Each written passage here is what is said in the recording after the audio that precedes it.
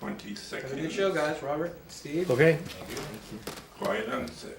You're addressing my town, people. that's right.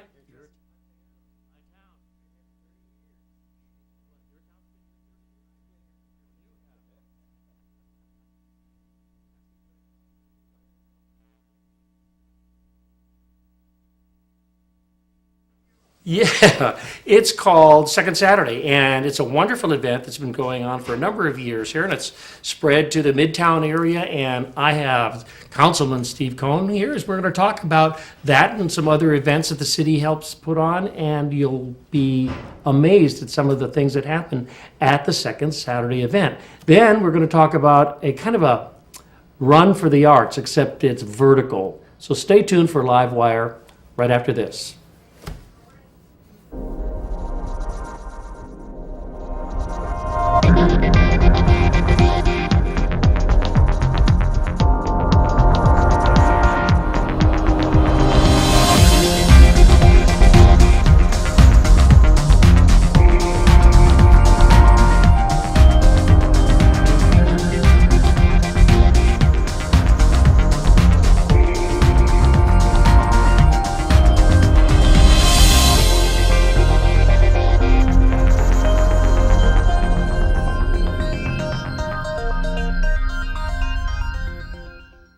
Councilman Steve Cohn, welcome. My pleasure to be here. You know, I really last time you were here, we talked about the Pops in the Park. Pops in the Park, Right. and that was a wonderful summer of music you provided. It truly was, and we look forward to doing that every summer. That's good. And now the Second Saturday is something that people may not know about. I think a lot of people do because there's been some negative vibes about it. But I went there this October Second Saturday, and that's in the Midtown area. And I really had a wonderful time. There was a burst of creativity. The ballet was there dancing. They did a wonderful dance right out there on the tarmac between a couple of buildings, and it was extremely just really beguiling. And then there were crafts booths, rows and rows of them. It was really special. Well, you know, Second Saturday in many ways has become Sacramento, especially the Central City and Midtown signature event. And I think part of its draw is twofold. One, you talked about the creativity, and you just never know what you may see, both in terms of art galleries, performing arts, etc., but also people watching, because there's so many people walking around. And I think people get a great sense of how a city can be vibrant without having to be driving your car around all the time.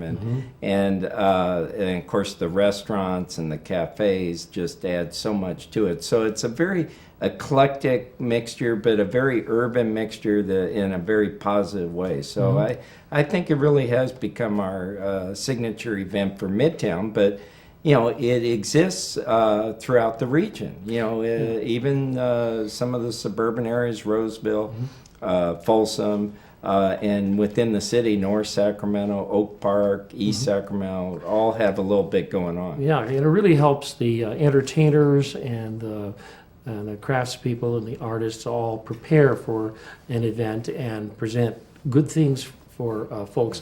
And I was there. I was there kind of like a spy because I knew you were coming on the program. And so I looked at the crowd and I said, well, who's here? And there were families and children, Yes. and young people, and, everything from young suburban people who've come into the Midtown and see what the big city is like. Right. To some bikers. I saw some bikers, and they were all enjoying themselves. It's a slice of life, and what's great is we typically have such beautiful weather, especially evening. I mean, sometimes it gets hot, some are okay, but evenings in Sacramento are just tremendous, and so it gives people a good reason to be outside, people watch, look at the art, appreciate culture here right in our own city. It's homegrown. We don't have to, worry about being second to this city or that city. Second Saturday is second to none. Absolutely second. Well said. Hey, bon mot. Maybe a marketing slogan. Let me tell you.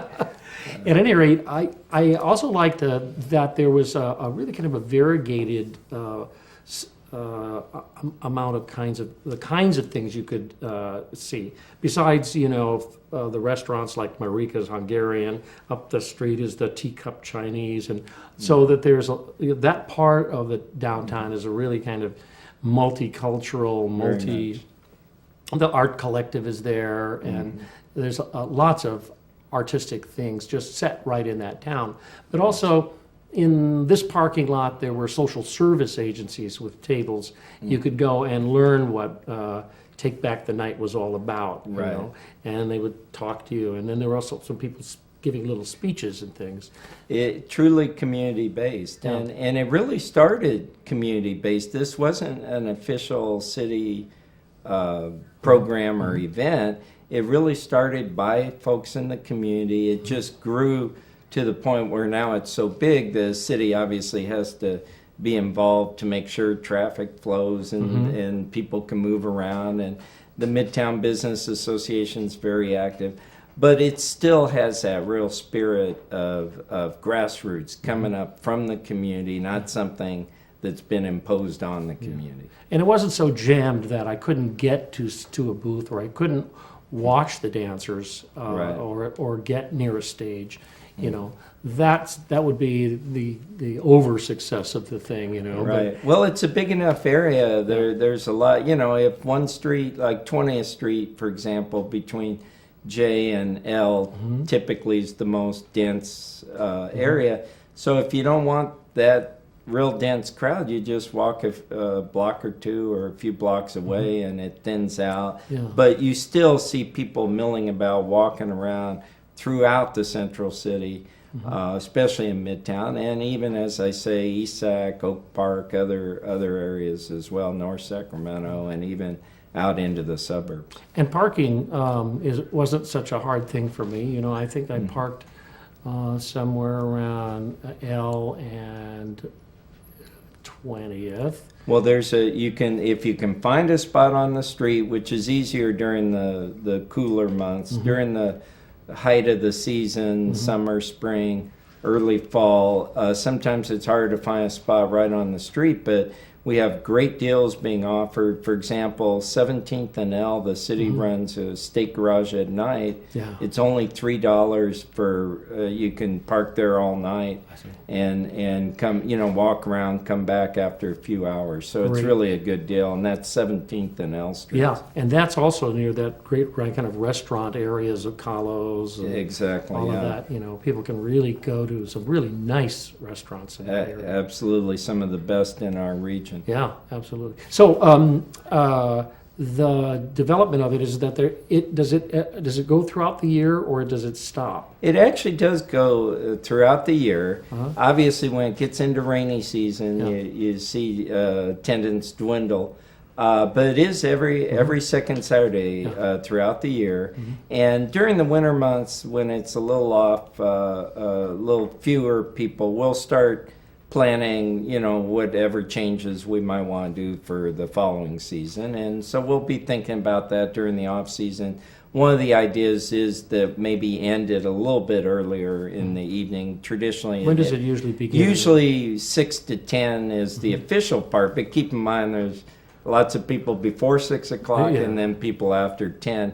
We are trying to keep teenagers, kids under 18, we really don't want to see out after 10 o'clock because we do have a curfew and we really want them to be on their way home or with their parents or guardians. So we are aware of that, and so we may start a little bit earlier, but we don't want to basically mix with or mess, I should say, with the basic formula because it just works obviously. great. It surely does. Surely does. Good. Well, I think it's fascinating to know that there's some fine art and some fine crafts, and it's this coming second Saturday would be a good time to go and check it out Absolutely. because the gift giving season is upon us. That's true, and the weather may be cooling down a little bit in I think it's Saturday, I forget which 13th. I can't remember which is I've probably given the wrong date, but the second Saturday, look on the calendar. That's coming up. The weather may be cooling down a bit, but hey, we get a little spoiled in Northern California because we have great weather, but it'll be fine to walk around even in November and for that matter, December. That's good, good, good. And there are some vendors also, besides the restaurants around there, which, if you really don't want to, plunk down money for a sit-down dinner there, and you just want to walk around, there are people selling little hand pies and things. There are, although I certainly encourage you to go to one of the restaurants. But you will not go hungry, and you don't have to spend a fortune. You can be very frugal and have a great time. I mean, the basic event is free. You don't have to spend anything. Anything you spend is up to you. Based on what you see, what you want, whether you want to buy crafts or art or just look. That's there are lots of people just looking and having a good time. Yeah, and there are stages there with. We have had the past few years have had stages at various locations, and one of the things we'll probably be looking at is whether we want to spread those out or concentrate them. So you may see a few changes in the location, but typically, for example, 20th Street, there's been at least there. One or two bands going on over there. And other things too, some readings were happening. It's very eclectic. You have everything pop from rock music, folk music, poetry readings, just art, pictorial or sculptures, whatever, arts and crafts. And I might mention, put in a plug for the Midtown Bazaar, which happens every Saturday in the morning throughout the year. Starts very early. I think it's 7 in the morning, or certainly no later than 8 in the morning. Basically from 16th to 17th J. Towards I Street. So it's kind of that super block. Every Saturday morning. Every Saturday morning, and they'll be going, during the rainy months, they'll move indoors. There's a big building at 17th and I, but during the nice weather, most of it's outdoors. And that's arts and crafts and, and good food too. So I know Mulvaney's prepares some real delights there for breakfast. So I love it. Yeah, so that's another great thing, and we may see that kind of morph right into the second Saturday too. And it isn't just second Saturday. You can come down any day of the week for that matter. It doesn't even have to be Saturday, let alone the second week. It's always a Midtown in particular, a great place to walk around. Absolutely, it surely is. People watch, window shop, eat in the restaurants, what have you. Well, I can't gainsay that. I want to say thank you, Councilman Cohn, for coming to talk to me about the second Saturday, Midtown, and the Saturday morning Midtown Bazaar. Midtown Bazaar. Yeah, my pleasure. All right. Thank you, sir. You bet. So always glad to be here. Come back anytime. All right. All right. We're going to take a short break right now. We'll be back in just a minute with a representative from the American Lung Association to talk about an interesting run for the arts. So stay tuned for LiveWire right after this.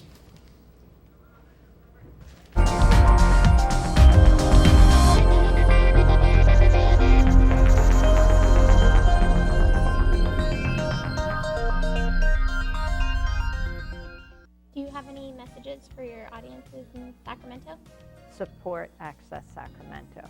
I mean, I think Amy is a good reason, and all of the Amy's who are out there, and the Johns and the Clarences and the kids, the grandmas, the moms, the dads. Access Sacramento is about everyone having access. Most people get their information from television. Let's make sure it's a non-corporate lens. Let's make sure it's a lens that belongs to the community. So go to it, Access Sacramento, or I should say, you come to Access Sacramento. Make your own media here. Thanks, Amy.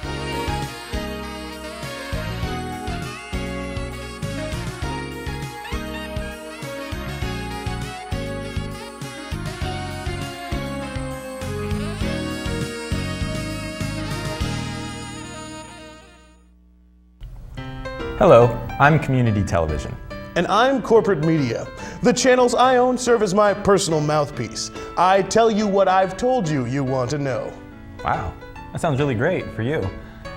I carry local programming by local people and provide a forum for diverse community dialogues that anyone can participate in. Really local, huh? Well, I own stations all over the country, so my programming is designed to be generic and appealing to the majority. It keeps my corporate advertisers happy. I connect people to their communities by televising local government meetings and community events, things that would otherwise never be shown on TV. Huh. Well, I could never do that. But hey, everything I show is carefully screened through focus groups gathered from NASCAR races and Walmart parking lots. I suppose you let just about anybody on TV. That's right, we do. Community television makes production facilities and training available to every member of the community, who can then produce their own programming and have it televised free of charge. Well, that sounds terribly unprofitable. Oh, corporate media. It's not always about money.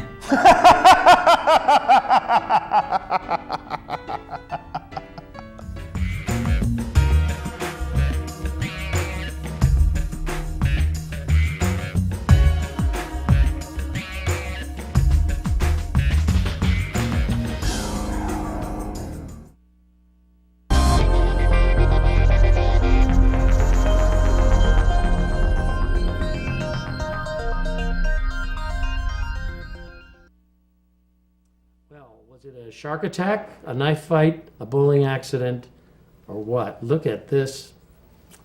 Robert Linkwell. Yes, sir.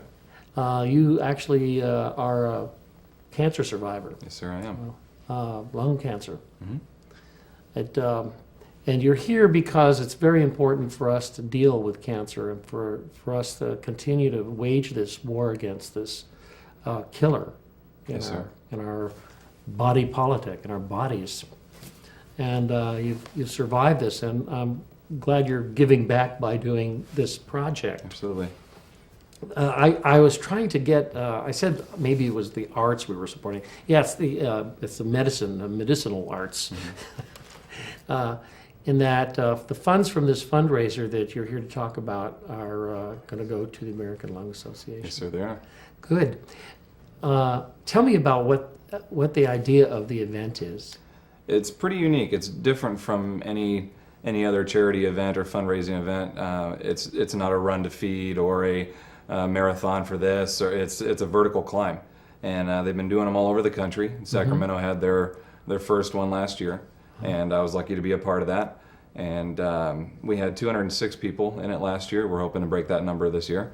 And so we head down to the Wells Fargo building in downtown Sacramento, and it starts at 8:45 in the morning on Saturday, the 6th. And they send about 70 people at a time in 10-second increments. So they've got a big barrier set up with all the chips on the shoes with the timers and everything, and every 10 seconds they shoot somebody off. And so, recovering from this and being all excited as I was, I'm sprinting out the first 10 flights, and finally it caught up with me, and Yep. I had to slow down a little bit. But it's How pretty high unique. did you get up? We made it all the way up. Jeez. Yes, sir. Made it all the way up, and very unique area to finish a race at. Yeah. You're exhausted, you're tired, and they literally bring you out on the helicopter pad at the top, and there's no cables or barriers or anything. There's that it's just open empty feeling, space, yeah. and it's gorgeous Here we out are there. on the Yep. Wells Fargo building. So they take a couple photos of you, and then they channel everybody back down in the elevators. And I'm a strength and conditioning coach, and so I had a couple of clients that did it with me, and I had two that have been training with me for a long period of time that committed to do it twice with me. And so after we did it once, we cycled back through and went up a second time. So it was fun. We're looking forward to it. And I hope we have something come on the screen that gives the contact information and the Yes, date sir. and all that. I'm sure we will. But so, had you ever had anybody, anybody in your family have this No, sir. thing? So it must No, have been a we- real shock to get It to was, be told yeah. you have lung cancer. It was, and the unique kind that I have, many people will not classify it as official lung cancer. It was a carcinoid tumor, which means it's a growing foreign cell inside the lung that Yes. gradually gets bigger, that does cause damage. Yeah. But because it didn't break out of that capsule, it's not going to spread anymore.